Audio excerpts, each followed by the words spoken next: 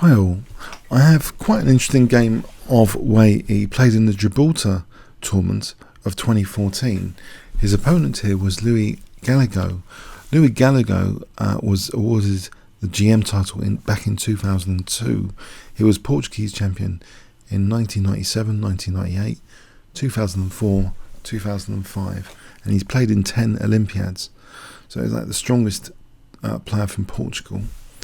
Wei Yi kicked off with e4, and we saw a Sicilian defence, knight f3, e6, an open Sicilian, and we go into the can variation, K-A-N. Bishop d3 is a very popular move here, and that was the one chosen. That's the most used move. We see queen c7, white castles, knight f6, queen e2. This is well-trodden territory.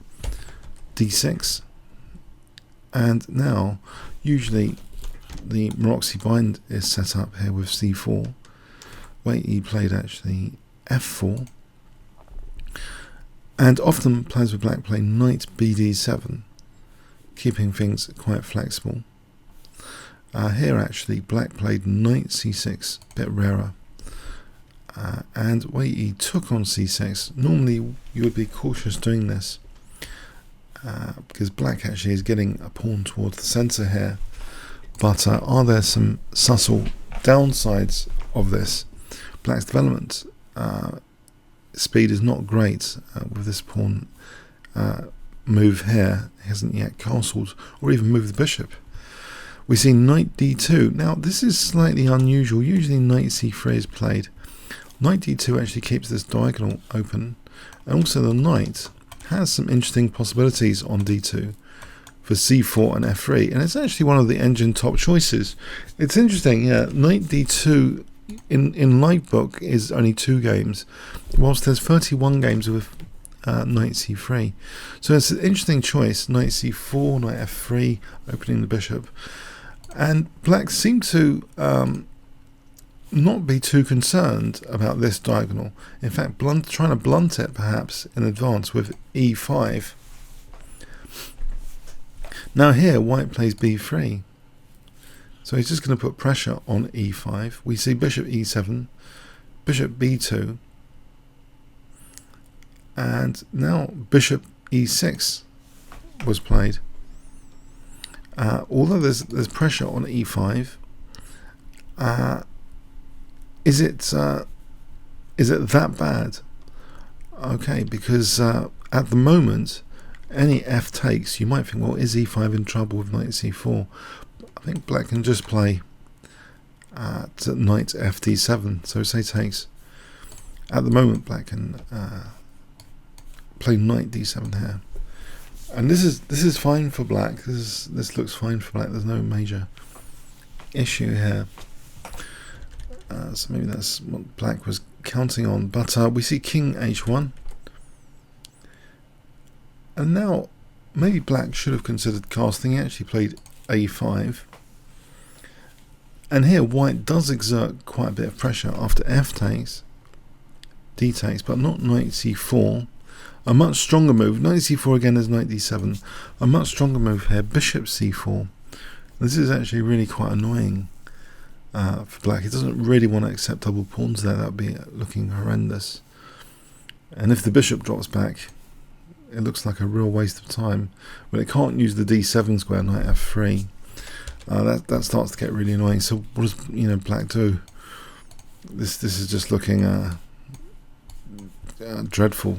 Bishop takes f7. Black hasn't even castled. This starts to work. So basically, bishop c4 is a very powerful move. Black actually took this, knight takes c4, banking on knight d7 here. But with black not castled yet, Wei Yi pounces on black. Can you see the move to just pounce on black here and basically win material? If I give you 5 seconds starting from now. So this is at move 17.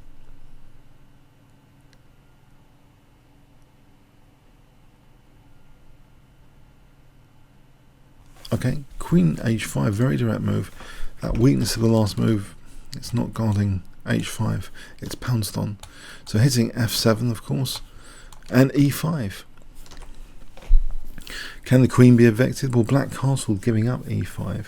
If we try and evict the queen, then black's not really going to castle after queen h6. This might actually be stronger than taking on e5. Queen h6 is really annoying. So for a start. So yeah, black just conceded actually the loss of a pawn here.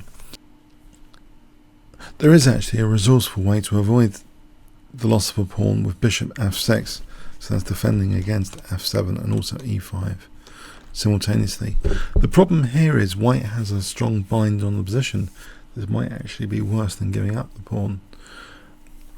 Rook ad1, and the thing is, after castling, this is really quite an unpleasant bind. This particular position of, say, queen f5 hitting the knight. If black's awkwardly defending like this, there's a really unpleasant bind here. Say this move hitting a5, and what is black doing? It's really unpleasant, this position. Just as an example, g6, there's rook takes d7, so that's not possible, hitting the queen, winning material. So black's virtually almost in a kind of zugzwang here. If he plays rook a7, bishop takes a5 is actually possible because of d7. Yeah, what is black actually doing? Best move, if one of the best moves includes knight f8, according to the engine, rook takes d8. Here, bishop takes e5, just winning a pawn, and that's supposed to be like the best move. So I'm not entirely sure what black is doing in this position. Perhaps this is the big problems that have been foreseen here, hence the game continuation. So we see knight takes e5. You might wonder, isn't there g6 trying to just nudge the queen away from e5? I'm not sure this works actually. If g6, I suspect there's a very strong move here, which maybe was calculated. Can you spot it? White's play here. If I give you 5 seconds.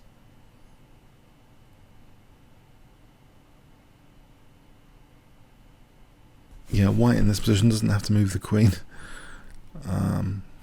Knight g4. Whoa. And if takes, splat, knight h6. So yeah, this is probably, it's checkmate. Knight h6 checkmate. It's probably being calculated that queen h5 is actually winning a pawn here. Knight takes e5. What does black do? Now here, black just took on e5. Bishop takes e5, but again, a weakness of the last move kind of crops up here. Black played queen c8. It's a weakness of the last move because it actually leaves this piece unprotected.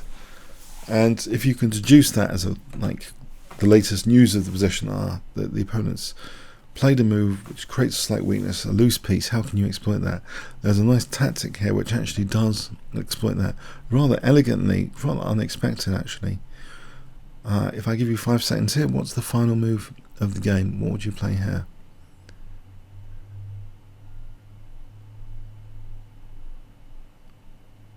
Okay, bishop takes g7. It's a very neat tactic. Yes, this was unfortunate, this queen c8. Black could have held up a bit better, but now he resigned actually. If king takes, check, double attack on the loose piece. Loose piece is often dropping off to double attacks. So white's just going to take here. 3 pawn, 2 pawns up then. A bit hopeless, the king's shattered. So yeah, this was like not particularly great move. So queen d7, and then black might be holding on a bit longer in this game. You know, some pressure on e4. It's not so bad here.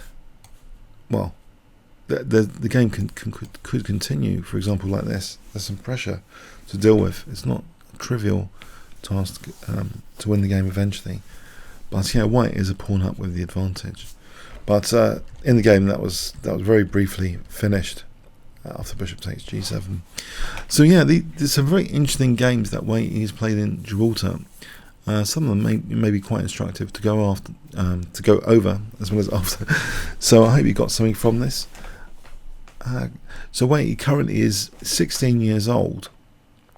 So this was like last year, you know, must have been about 15, and he's like over 27-20. It's a remarkable rating for a player of his age. So that's why I thought it'd be interesting to check out some of these games.